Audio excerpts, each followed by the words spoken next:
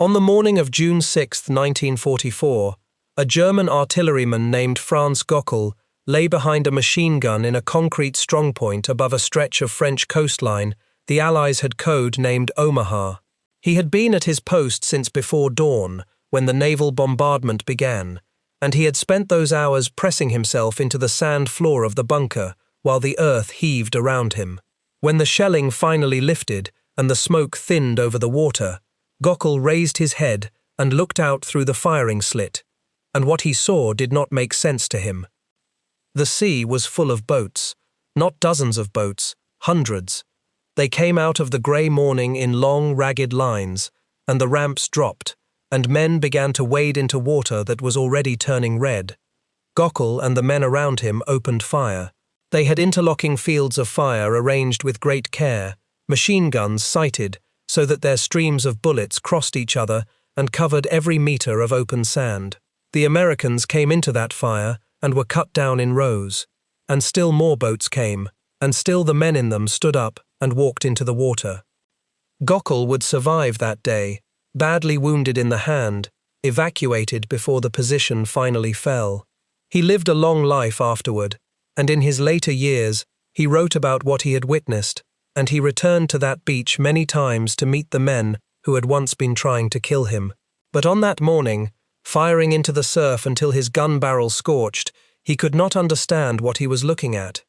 He could not understand why they kept coming. The men dying in front of him wore a shoulder patch that most of the German defenders could not yet identify. It was a simple design, a single red numeral 1 on a drab olive field. The men who wore it called themselves the Big Red One, and by the end of that year, from this beach to the ruins of a German city called Aachen, the soldiers of the German army would come to know that patch very well, and they would struggle to explain, in their reports and their letters and their interrogations, exactly what kind of enemy wore it. If stories like this matter to you, a like helps this reach other people who care about these men, and if you are new here, consider subscribing. Franz Gockel was not the only German who came away from that summer unable to fully account for what he had faced. All along the invasion front, and later in the shattered streets of the first German city to fall, German officers and enlisted men alike kept circling back to the same difficulty. It was not that the Americans were invincible. The Germans killed a great many of them. It was not that the American equipment was overwhelming in every category, because in many close fights it was not. The difficulty was harder to name than that. It had to do with the way these particular American soldiers refused to behave the way a defeated or leaderless force was supposed to behave. It had to do with how they came off that beach when by every reasonable measure they should have died on it. And it had to do with how, 4 months later, they took a fortress city apart, room by room, house by house, with a patience that the defenders found almost unbearable. This is the story of one American division, the 1st Infantry Division of the United States Army, across 2 of the hardest battles of the war in the West. And it is the story told, wherever the record allows it, through the eyes of the Germans who fought them. Because the men on the other side of the wire were not fools. The German army of 1944 was one of the most tactically skilled fighting forces the world had ever produced. When such an enemy tells you, again and again, in documents written for their own commanders and not for any audience, that something about these Americans unsettled them that is worth listening to closely. But to understand why the Big Red One was on that beach in the first place, and why they of all units were given the worst sector on the worst morning, we have to go back before the invasion. Because the 1st Infantry Division did not arrive at Omaha as untested boys, they arrived as men who had already been to war, and who had already learned, at great cost, the lessons that would carry them across the sand. The 1st Infantry Division was the oldest division in the United States Army, formed in 1917 for the First World War, the first American division to arrive in France, the first to fire on the Germans, the first to suffer losses, the first to bury its dead in French soil. That was where the nickname was born. When the division needed a shoulder insignia, the story goes that someone took a scrap of red cloth cut from a captured German cap and shaped it into the numeral 1, a big red one. the name stuck for the rest of the century. By the time of the Second World War, that history had hardened into an attitude. The men of the division believed, with a confidence that other units found arrogant, that there was the army, and then there was the 1st Division, and the two were not quite the same thing. Their unofficial motto captured it plainly.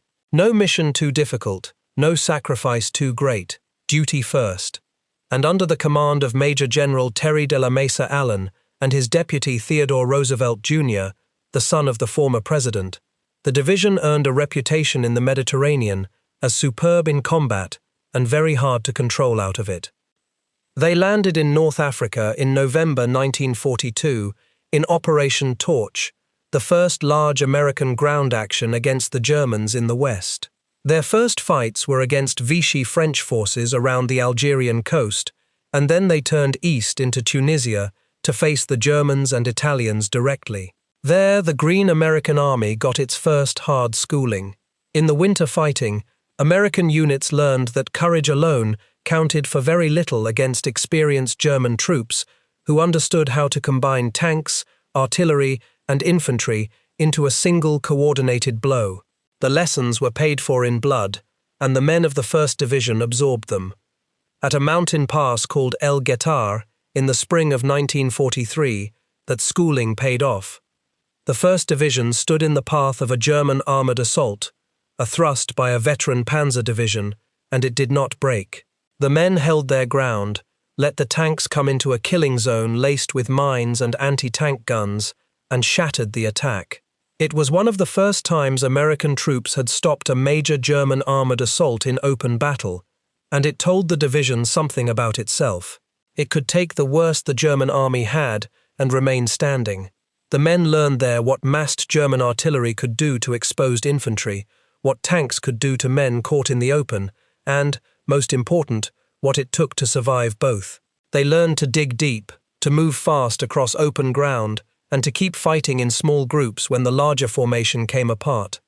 Then they went ashore again in Sicily, in July 1943, in Operation Husky. The landing put them onto a hostile beach for the second time, and almost at once they faced a determined German and Italian armoured counterattack near the town of Gela, spearheaded by tanks of the Hermann Göring Division that pushed toward the landing zone before the assault could be firmly established. The division held, with the help of naval gunfire and its own anti-tank guns firing over open sights, and then pushed inland across some of the most punishing terrain of the Mediterranean War. Sicily in high summer was a landscape of steep ridges, stone villages, and brutal heat, and the Germans defended it with skill, giving up each hill only when they were forced to. By the end of that campaign, the 1st Division had made 2 opposed landings, stopped 2 major German armoured counterattacks, and fought across 2 hostile countries. There was no American infantry division with a deeper well of hard combat experience.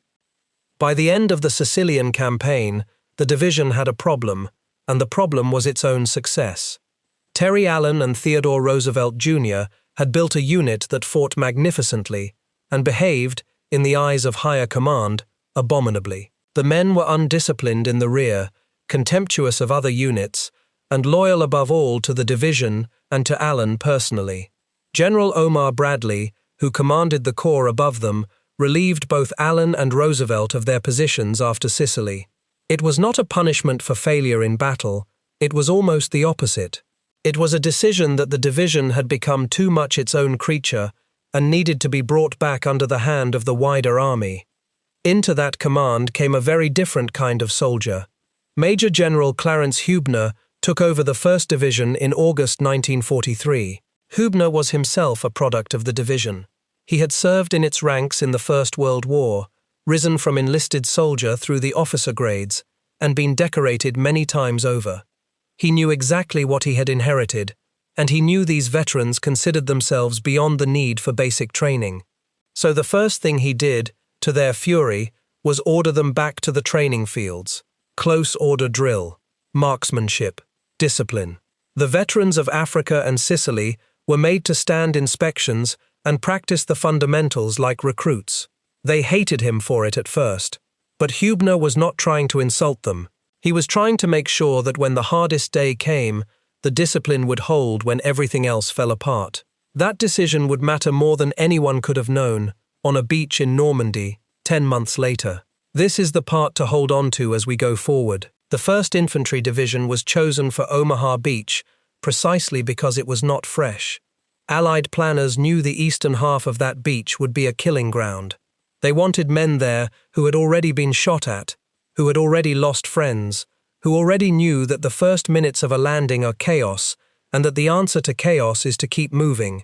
They wanted veterans, and so, on the morning of June 6th, the most experienced American infantry division in the European theater was sent into the most heavily defended stretch of the entire invasion coast.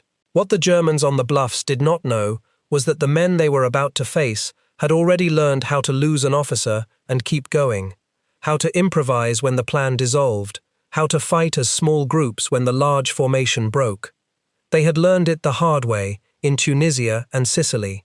Omaha would ask them to prove it. The beach the Americans called Omaha ran for roughly 5 miles along the Normandy coast, a gentle arc of sand backed by a shelf of shingle stones, then a low sea wall in places, then a stretch of flat marshy ground, and then steep bluffs rising over 100 feet. The only ways off the beach for vehicles were a handful of natural valleys, called draws, that cut up through the bluffs. Every one of those exits was covered by German guns. The defenders had built concrete strongpoints, called resistance nests, along the bluffs and at the mouths of the draws, and they had sited them to fire not out to sea, but along the length of the beach, so that any man on the sand was caught in fire from both flanks at once. The German unit holding much of this ground was the 352nd Infantry Division, a capable field formation rather than the second-rate static troops that many of the assaulting men had been led to expect. For years afterward, the story was told that this division's presence was a complete intelligence failure, a nasty surprise sprung on the Americans at the waterline. The truth is more measured. Allied intelligence had in fact picked up signs that stronger forces were moving into the coastal zone, but that warning did not fully reach the men in the landing craft. Whatever the higher headquarters knew, the soldiers crossing that sand met trained German infantry fighting from prepared concrete positions on high ground. It was, for the attackers, close to a worst case. The 1st Division did not assault the whole beach. Its principal fighting was on the eastern half, in sectors labelled with names that would become terrible in the memory of the men who survived them. Easy Red, Fox Green. The division's own 16th Infantry Regiment led the assault there, alongside the 29th Division's men to the west, all of it under the 1st Division's tactical control for the landing. The plan was intricate. Specialized tanks that could swim ashore would arrive first and knock out the strongpoints. Engineers would blow gaps in the beach obstacles at low tide. Infantry would land in neat waves, cross the sand behind armor, and push up the draws. Almost none of it happened the way it was drawn. The swimming tanks launched too far out in seas too rough, and most of them foundered and sank before they reached the shore, taking their crews down with them. The naval and air bombardment, meant to shatter the defenses, had largely missed the strongpoints on the bluffs.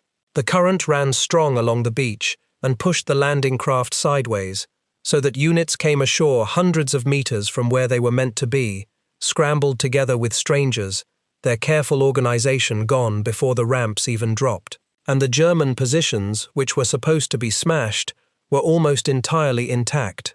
So the first waves of American infantry walked out of the landing craft into fire that had lost none of its strength. Men were hit in the water and drowned under the weight of their equipment. Men who reached the sand found no cover for 200 meters or more, nothing but the distant shingle bank, and they had to cross that open ground while machine guns swept it from end to end. Whole boat teams were destroyed in minutes. Officers who stood up to lead were among the first to fall, because they were the ones moving, the ones pointing, the ones the German gunners were trained to look for. By the standards of every rule of war the Germans understood, this was the moment the attack should have died. The plan was gone. The armor was on the sea floor. The radios were soaked and silent. The officers were falling. The men who had made it to the shingle were pinned there, exhausted, soaked. many of them having watched their closest friends killed in the surf behind them. They had every reason in the world to stay pressed against those stones and wait, or to give up entirely. And here is where the story turns, and where the German understanding of the battle began, slowly, to come apart. The men did not stay pinned. In small groups, sergeants and the occasional surviving officer began to do the thing they had been trained to do and had done before in Africa and Sicily. They stopped trying to follow a plan that no longer existed and started reading the ground in front of them. The sea wall and the shingle, deadly as the approach to them had been, offered a narrow band of shelter from the flat trajectory of the machine guns. From there, a few men at a time, they began to work out that the strong points could not be taken from the front, up the fire-swept draws, but might be taken from the flanks, up the steep bluffs between the draws, where the German guns could not easily traverse. One of the clearest examples of this came from the 16th Infantry Regiment itself. Colonel George Taylor, the regimental commander, came ashore into the chaos on Easy Red and found his men clustered behind the shingle, taking cover, dying where they lay.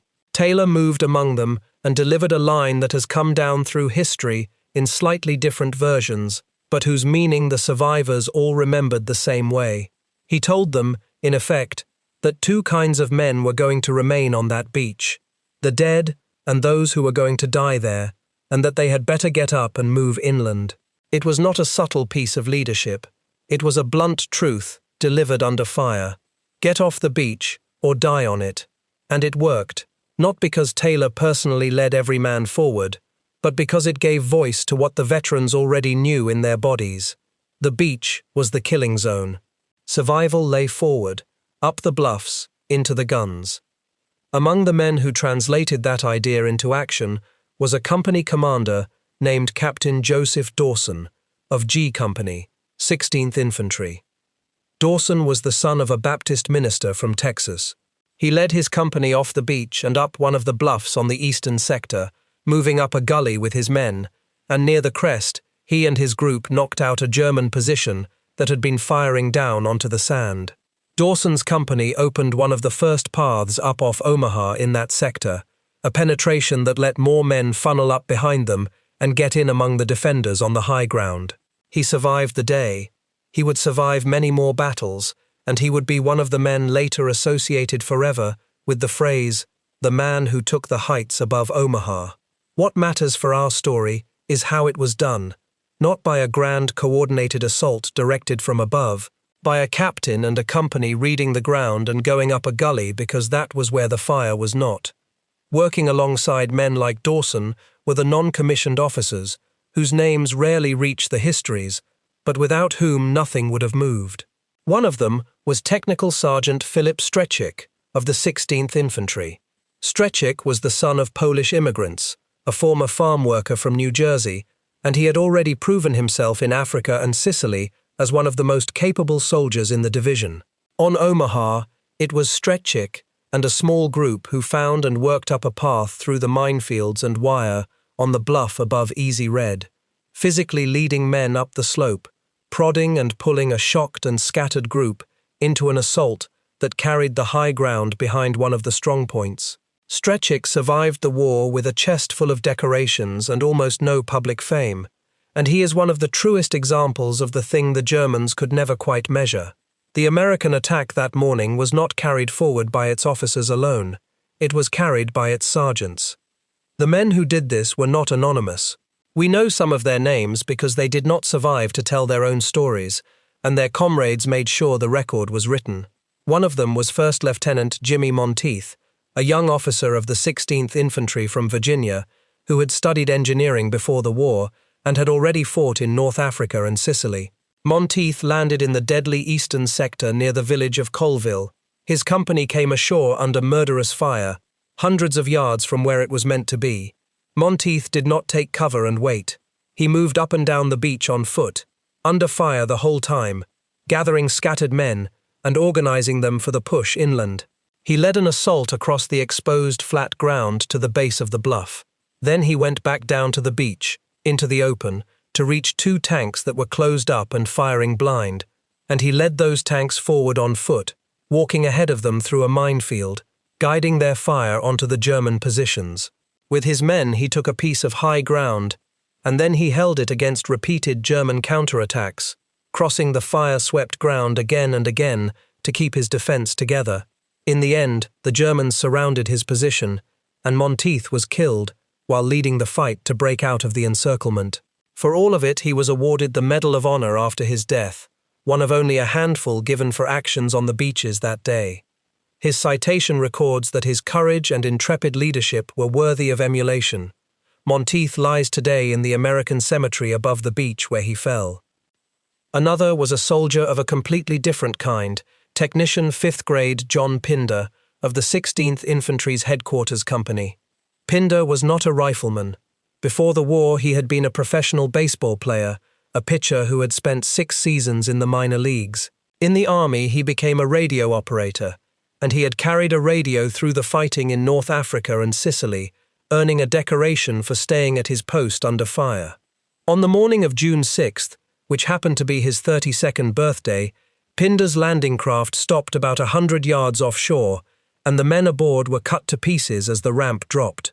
Pinder carried a heavy radio, the vital link that would let the men on the beach call down naval gunfire, and he struggled toward shore through water up to his waist. A few yards from the craft, enemy fire tore into the side of his face and wounded him badly. He kept going. He reached the sand and delivered the radio. Then, refusing any treatment for his wound, he went back into the fire-swept surf, not once but 3 times, to salvage more communications equipment, dragging vital parts and a second working radio out of the water while the fire never let up. On his final trip he was hit again, in the legs. Still he would not stop, and he helped set up the radio link on the beach. Then he was hit a 3rd time, and killed. John Pinder died on his birthday, doing a job that had nothing glamorous about it and everything necessary. He too received the Medal of Honor after his death, and his family brought him home to rest in Pennsylvania. There was a 3rd man from the division honored for that morning, Private Carlton Barrett of the 18th Infantry Regiment, who came ashore into neck-deep water in the face of terrible fire and spent the day carrying wounded men out of the surf, guiding lost soldiers, and moving back and forth through the killing zone to help others, seemingly indifferent to his own survival. He lived, and he received the Medal of Honor for it. 4 soldiers in all received that decoration for their actions on the 6th of June. 3 of them, Monteith, Pinder, and Barrett, belonged to the 1st Infantry Division. The 4th was a general who came ashore at another beach entirely. That count alone says something about where the hardest fighting on that coast fell, and about who was sent to meet it. The cost was staggering. The 1st Division and the units attached to it suffered terribly in the first hours. Some assault companies lost the majority of their men. The 16th Infantry Regiment alone counted many hundreds of casualties for the day. But by the middle of the morning, small groups of Americans were up on the bluffs, in among the German positions, attacking the strongpoints from behind and from the flank. And once they were up there, the German defense, so perfectly designed to sweep the open sand, began to lose its logic. The guns pointed at the water were of little use against men coming at them from the rear. We know a great deal about how this felt from the German side, because the 352nd Division's commander and staff left records of that morning, and because individual German soldiers later described it. The most famous of them, and also the most complicated, is a soldier named Heinrich Severloh, who manned a machine gun at a strongpoint on the bluffs known as Resistance Nest 62. Severloh fired that gun for hours into the men landing below him. In a memoir he wrote decades later, he claimed to have fired many thousands of rounds and to have caused enormous casualties among the Americans, and he became known in popular retellings as the Beast of Omaha. Here honesty requires a pause, because getting this right is the whole point. Severloh's own account of the numbers he inflicted cannot be verified and is very likely exaggerated. No one can truly count how many men fell to a single gun on that chaotic beach, and historians treat his highest claims with real skepticism. What is not in doubt is the general picture that Severloh and his fellow defenders describe. From the German firing positions, the The morning looked at first like a slaughter entirely in their favor. They fired, and the Americans fell, and for a time it seemed impossible that the assault could survive. And then, in ways the individual gunners could not always see from their narrow firing slits, the Americans were somehow behind them, up on the heights, and the strongpoints began to fall one by one, and the men who had felt like masters of the beach in the morning were dead or captured or running by the afternoon. The commander of the German 352nd Division, Lieutenant General Dietrich Kreis, spent June 6th believing for much of the day that his men had thrown the Americans back into the sea on this sector. His early reports up the chain of command were confident. The defense was holding, the enemy was contained on the beach, the situation was under control. By evening, that confidence had curdled into alarm as the true picture emerged. The Americans had not been contained. They had bled horribly, and then they had climbed the bluffs anyway, and the strongpoints were falling from behind. Kreis's division, which had fought as well as any German unit could have on that ground, was being pulled apart by an enemy that would not accept that it had already lost. This was the first time the German army in the West confronted the specific quality of the Big Red One, and it would not be the last. The lesson of Omaha, from the German point of view, was not that the Americans were unstoppable. The defenders had come very close to stopping them, and had inflicted fearful losses in the attempt. The lesson was subtler and more disturbing. It was that these Americans, having been shattered as a coherent force in the first minutes, did not then behave like a shattered force. They reassembled themselves from fragments, without waiting for orders from above, and they attacked into the one direction that offered survival, which happened to be straight into the guns. An army that keeps functioning after you have destroyed its plan and killed its officers is a far more frightening thing than an army that is merely brave. But Omaha was a single, terrible morning. To see the fuller shape of what the Germans were reckoning with, we have to follow the 1st Division off that beach, across France, and to the gates of the first great German city to stand in the path of the Allied advance. Because if Omaha showed how the Big Red One fought when a plan collapsed in open chaos, Aachen would show how they fought when there was all the time in the world to be methodical and no way out but forward. After Normandy, the 1st Division drove east across France through the summer and early autumn of 1944, part of the great Allied sweep that liberated much of the country and pushed the German army back toward its own frontier. By September, the division had reached the border of Germany itself, near the ancient city of Aachen, and here the character of the war changed. Aachen mattered far beyond its size. It was the first major German city to lie directly in the path of the American advance, and it carried an enormous symbolic weight. Aachen had been the capital of Charlemagne, the seat of the first great empire of the medieval West, the traditional coronation city of the old German kings. It sat at the northern hinge of the German border defenses, the belt of fortifications the Allies called the Siegfried Line, and the Germans called the West Wall, and it was, above all, German soil. For the first time, the Allies were not liberating occupied territory. They were invading the homeland of the enemy. Adolf Hitler understood the symbolism perfectly, and he ordered that the city be held to the last man and the last round. Aachen was not to be surrendered under any circumstances. For the 1st Division, and for the American command, this created a hard problem. They did not initially want to fight through the city itself if they could avoid it. The preferred plan was to encircle Aachen, to link up around it, and force its surrender by cutting it off, sparing the enormous cost of urban assault. Through late September and into October, the division and its neighbors fought a grinding battle in the hills and villages and industrial suburbs around the city, closing the ring. The fighting in those approaches was as hard as anything the division had faced. The West Wall was not a single line, but a deep belt of concrete pillboxes, dragon's teeth anti-tank obstacles, minefields and bunkers layered across the wooded hills of the border country. Each bunker had to be attacked in turn. The men of the 1st Division learned to work them over with tanks and tank destroyers firing directly at the embrasures, with combat engineers crawling forward under covering fire to place explosive charges against the steel doors, and with infantry rushing the position in the moments after the charge blew. It was slow, exhausting, deadly work, and it went on for weeks. To the south and east of the city, on high ground and in the fortified villages that guarded the approaches, the division ground its way forward, bunker by bunker, all the while beating off German counterattacks that came at them out of the woods. One position in that belt of concrete stood out, a piece of high ground the Americans called Crucifix Hill, near the village of Verlautenheide, which commanded the approaches on the northeast side of the city. It was studded with dozens of pillboxes and bunkers, and taking it was essential to closing the ring around Aachen. On October 8th, the job fell to Company C of the 18th Infantry Regiment, led by a captain named Bobby Brown. Brown's own story is worth pausing on, because he was, in a single man, everything this account has been circling.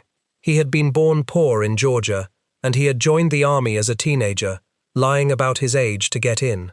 He spent more than 2 decades as an enlisted soldier, rising to first sergeant, before the war gave him a battlefield commission and made him an officer. In the German army of tradition, a man of his background would very likely have finished his career as a senior sergeant and gone no further. In the American army, he was given a company and told to take a fortified hill. When the assault stalled under murderous fire from the pillboxes and a heavy artillery barrage came down on his pinned men, Brown did not wait.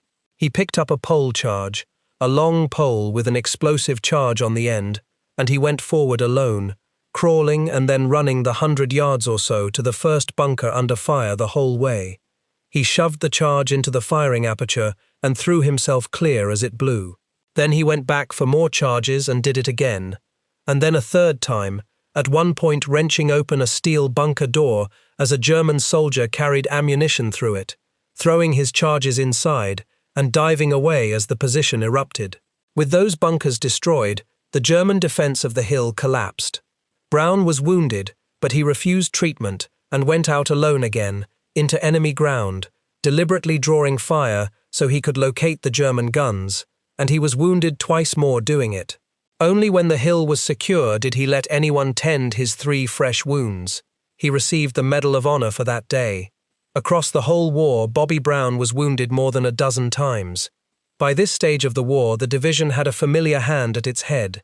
Major General Clarence Hubner, the same man who had drilled the veterans of Africa and Sicily back into discipline before Normandy, still led the Big Red One, and the hard training he had insisted upon was now paying its dividend in the methodical, patient way his men reduced each fortified position. Nothing about the West Wall fighting was glamorous.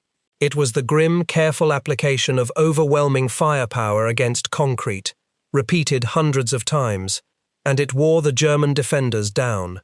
By mid-October, the encirclement was nearly complete, but the German garrison inside Aachen refused to surrender, as Hitler had commanded. So the task fell to the 1st Division to do the thing everyone had hoped to avoid. They would have to go into the city and take it street by street.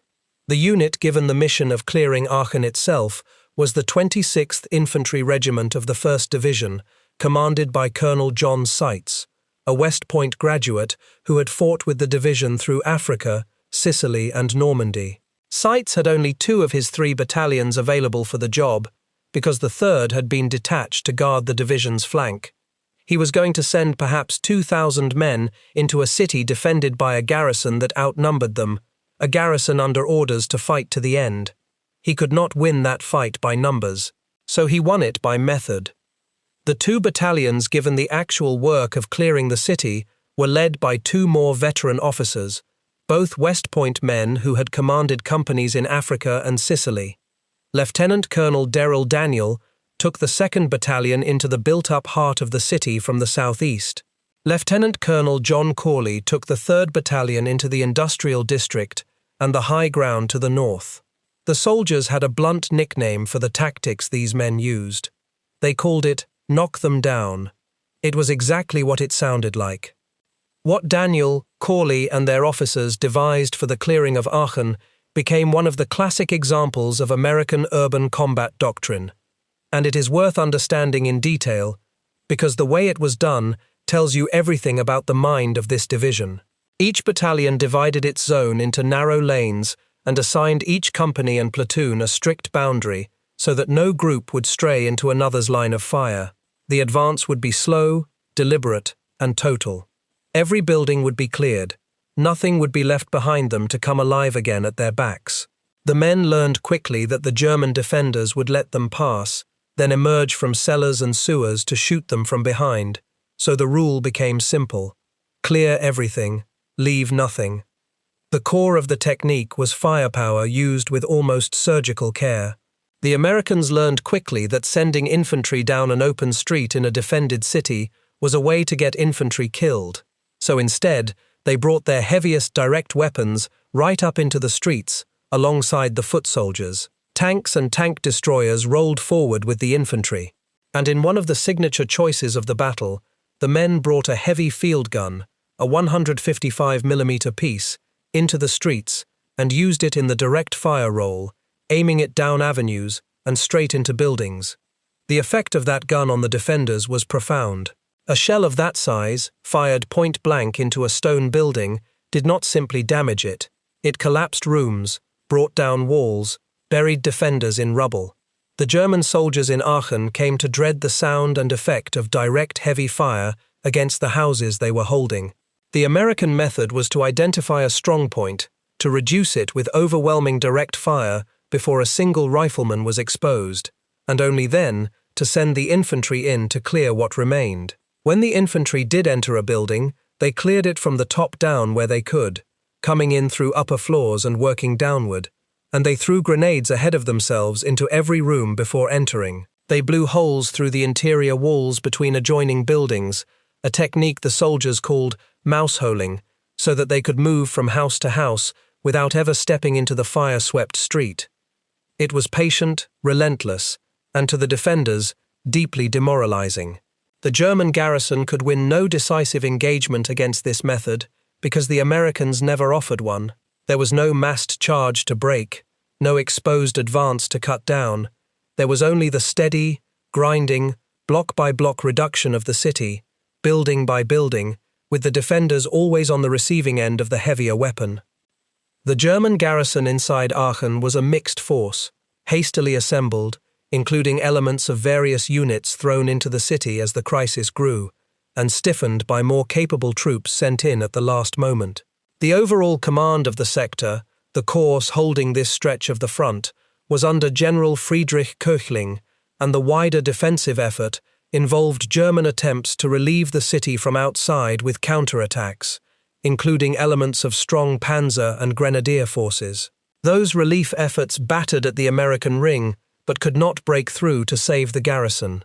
Inside the city, as the American clearance ground forward, the defenders were steadily compressed into a shrinking pocket around the city center. The final commander of the Aachen garrison was Colonel Gerhard Wilk, who took charge in the last stage of the siege and who had personally received the order to hold to the end. Wilk set up his headquarters at first in a grand old spa hotel in the northern part of the city called the Quellenhof, and he issued a defiant order to his men. They would fight, he told them, to the last man, the last shell, the last bullet. The hotel's billiard room and beauty parlor and dining rooms were turned into strongpoints. The fight for that corner of the city, around a green space called Farwick Park, and the hotel that overlooked it, became some of the hardest of the whole battle. Corley's 3rd Battalion fought its way into the park and up toward the hotel, and American tanks and guns hammered the thick-walled building at point-blank range. But the Germans were not finished. A battalion of Waffen-SS troops, some 300 men with tanks and assault guns, slipped into the city through a gap in the American lines and reinforced the defenders. They launched a furious counterattack that overran some of the American positions around the hotel and briefly threw Corley's men back. The attack was finally broken, in part, by a single American mortar observer who had been cut off and who stayed hidden, calling down accurate mortar fire on the attacking Germans until they gave way. Fearing that the fighting had come too close to his own command post, Wilk abandoned the hotel and moved his headquarters into a massive concrete air raid bunker in the northwest of the city, leaving a garrison behind in the Quellenhof to fight on. In the days that followed, once the American attack was renewed with fresh armor brought up to the northern flank, the ground around Farwick Park was retaken for good, and the hotel itself was finally cleared. American infantry stormed the building behind a heavy bombardment that had driven the defenders down into the basement, and the fighting was finished at close quarters, room by room, with grenades and automatic weapons in the corridors of what had once been a luxury spa. With the hotel taken, the American method ground on toward the center. Daniel's battalion and the rest of the 26th Infantry closed in, reducing the last strongpoints with the same patient violence they had used from the start. We have a clear window into the German state of mind in these final days, because German commanders left records and because prisoners were interrogated as the city fell. The picture that emerges is one of professional soldiers who understood, with grim clarity, that they were caught in a machine they could not defeat and could not escape. Among the German units battering at the American ring in this sector was the 3rd Panzergrenadier Division under Lieutenant General Walter Denkert, one of the formations thrown into the failed effort to break through and relieve the garrison. The German assessments of the American infantry in this campaign, as they come down to us through official histories drawn from German records and interrogations, were far from dismissive. They consistently noted the American skill with artillery and heavy weapons, the willingness to spend enormous quantities of ammunition to spare the lives of the infantry, and above all, a methodical thoroughness. These were not the words of men who thought little of their enemy. They were the judgments of professionals recognizing, sometimes reluctantly, a professional opponent. It is worth dwelling on what those German officers were actually complaining about, because it reveals the shape of the whole problem. A German commander of the old school expected a battle to have a decisive moment, a point where boldness and skill could turn everything, where a well-timed counterattack could shatter an overextended enemy and restore the situation. That was the German way of war, refined over generations. What the American method at Aachen denied them was exactly that moment. There was no reckless American charge to be met with a devastating counterstroke. There was no thin, overextended line to be pierced. There was only the relentless, patient, block-by-block advance, always preceded by more firepower than any defender could answer, always leaving cleared ground behind it. The German counterattacks, when they came, broke against American artillery and mortars that seemed to fall on them the instant they showed themselves.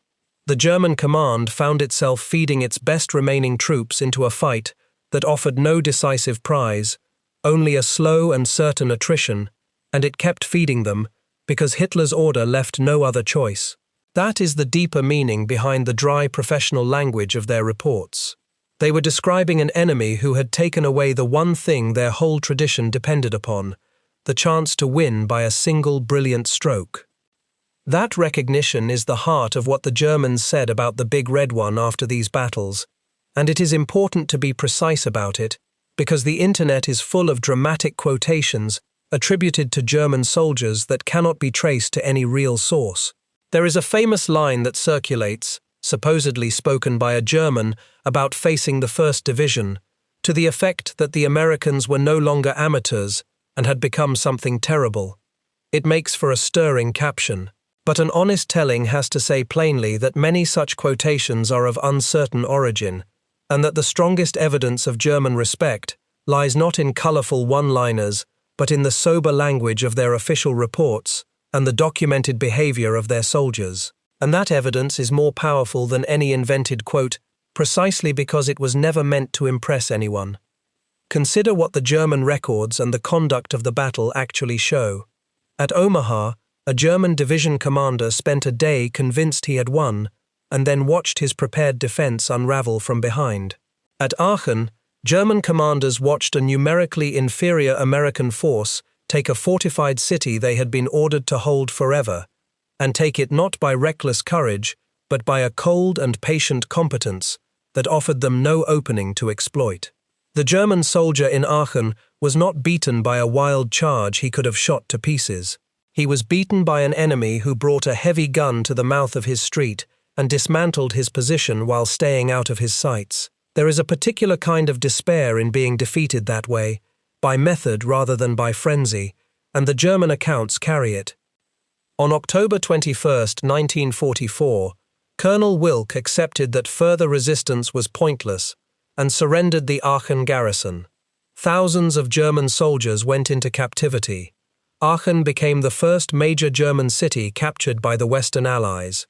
Wilk, in surrendering, is recorded as having asked that his men be treated as soldiers who had done their duty, a request that carried the wounded pride of a professional force that knew it had been thoroughly beaten but wanted its conduct honored. The Americans, for their part, treated the surrender with the courtesy owed to a hard-fought enemy. The cost of taking the city and its approaches was heavy on both sides.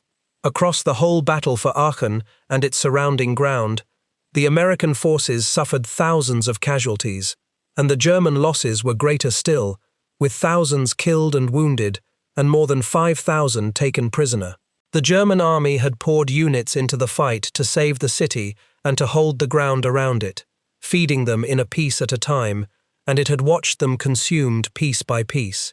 The equivalent of many battalions was thrown away in counterattacks that achieved nothing lasting. It was, from the German command's point of view, a ruinous way to lose, a slow bleeding out of good troops that could not be replaced. The city itself was left a ruin. Of a pre-war population well over 100,000, only a small fraction remained by the time the fighting ended, and 85% of Aachen lay in rubble. It was a grim preview of what the fighting inside Germany would cost in the months to come. Now we can return to the question we began with, and answer it with the weight of both battles behind us. What did German soldiers say about the Big Red One after Omaha and Aachen? The truthful answer is that the most valuable things they said were rarely dramatic. They were observations, recorded in reports and interrogations, and later memoirs, and they circled again and again around a single quality that the Germans found genuinely hard to counter. It was not raw courage. The German soldier had no shortage of that, and he had seen courage in many enemies. Nor was it superior numbers alone, though the Americans often had them, because at Aachen, the assaulting battalion was outnumbered and won anyway. What set this division apart was a combination the Germans found unusually difficult to answer. These Americans could absorb a catastrophe and keep functioning. At Omaha they lost their plan, their armor, and many of their leaders in the first hour, and they attacked anyway, reassembling from broken pieces into small groups that pushed inland on their own initiative.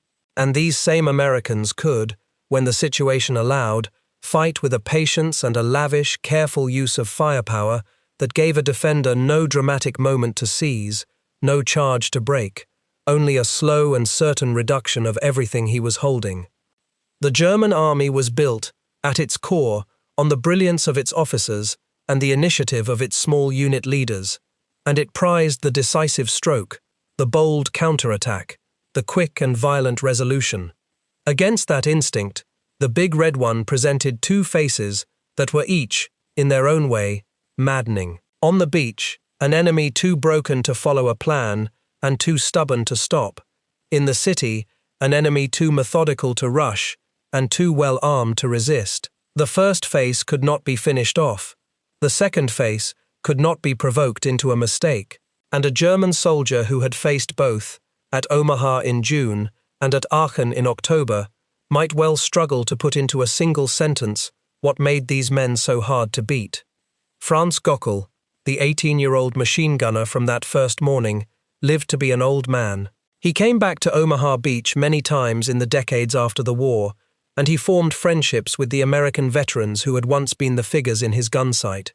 He wrote his memories down so that they would not be lost. He described the horror of that morning honestly, from the German side, the fear and the killing, and the strange collapse of a defense that had seemed, for a few hours, unbreakable. When men like Gockel spoke about the Americans they had faced, there was no propaganda left in it, no need to boast or to justify. There was only the memory of an enemy who had come out of the sea into certain death and had kept coming until the beach was theirs. That is the real testimony, and it is worth more than any invented quotation. The men of the 1st Infantry Division were not supermen. They died in great numbers on that beach and in those streets, and many of them never came home. Captain Joseph Dawson lived, and became a symbol of the climb up the bluffs. Technical Sergeant Philip Strechik lived, decorated many times over, and slipped back into a quiet life that his own countrymen barely noticed. Colonel George Taylor lived, and his blunt words on the sand outlived him. Lieutenant Jimmy Monteith and Technician 5th Grade John Pinder did not live to hear that they had been awarded their nation's highest decoration. Monteith rests in the cemetery on the bluff above the beach where he died. Pinder was brought home to Pennsylvania. And there is Bobby Brown, the man who joined the army as a boy and rose from private to captain across a lifetime in uniform, who took Crucifix Hill almost single-handed and helped seal the ring around Aachen. His story does not end in triumph, and it would be dishonest to pretend otherwise. Brown carried the wounds of that war, more than a dozen of them, and he carried something heavier that the medals could not touch. He stayed in the army many years, and after he left it he worked as a caretaker at the very military academy whose ideals he had embodied on that hill. The memories never left him. In 1971, worn down by pain and by the things he had seen and done, Bobby Brown took his own life. He lies in Arlington National Cemetery. His story is a reminder that even for the men who won the highest honors, the war did not end when the guns fell silent. If any part of what you have heard weighs on you, know that these burdens are real, that they were carried by ordinary men, and that no one should have to carry them alone. The men who fell in the fighting are buried in the American cemeteries of Normandy and the borderland beyond, under rows of white crosses and stars of David, in the ground their division had crossed an ocean to reach. The German soldiers who faced them were, for the most part, not monsters either. They were professional fighting men doing a terrible job with great skill, and when they wrote and spoke about the Big Red One, the honest ones did not reach for hatred. They reached for a kind of baffled respect. They had done everything their training told them to do. They had built the perfect defense on the perfect ground at Omaha, and it had not been enough. They had been ordered to hold a sacred city to the last man at Aachen, and they had been taken apart, patiently, room by room, by an enemy who would not give them a fair fight, because a fair fight was the one thing they knew better than to offer. When you strip away the myths and the invented quotes, that is what the record actually says. The Germans were puzzled by the Big Red One, for the same reason a craftsman is puzzled by a rival whose method he cannot fault. They could find no error to exploit, no weakness to attack, no single blow that would end it. They killed these Americans by the 100 and the 1,000, and the Americans kept coming, off the beach and into the city, and did not stop until the guns were silenced and the flag came down over Aachen. An enemy like that does not need to be described in dramatic language. The Germans understood him best in the plain words of their own reports. He was skillful, he was thorough, he could not be broken by the loss of his plan, and he could not be baited into a fatal mistake. And after Omaha and Aachen, the men who had faced the red numeral 1 on that olive patch knew exactly what it meant when they saw it coming. Thank you for spending this time with these men, on both sides of that hard ground. If this story reached you, the best thing you can do is leave a like, because it helps these histories find the people who care about them. If you are not yet subscribed, this is a good moment to do it, and the notification bell will make sure the next story finds you. I would like to know where you are watching from today, and if someone in your own family served in the Second World War, a father, a grandfather, an uncle, a neighbor whose stories you grew up hearing, tell me about them in the comments below. Most of those men said very little about what they saw. Remembering them here is one way to make sure their stories are not lost.